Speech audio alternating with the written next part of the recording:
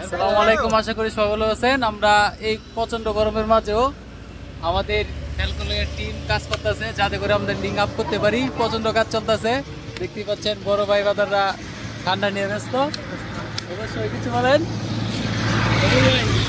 কেমন ঠান্ডা কমে গেছি ওটা ওটা যাওগা কি খাওয়া খাইতেছ? দেখো তো ঠান্ডা কমে খা কমে খা। এই গরমের মধ্যে গরম না ঠান্ডা ঠান্ডা লাগতেছে কোনটা? ঠান্ডা। এখন গরম যে ঠান্ডা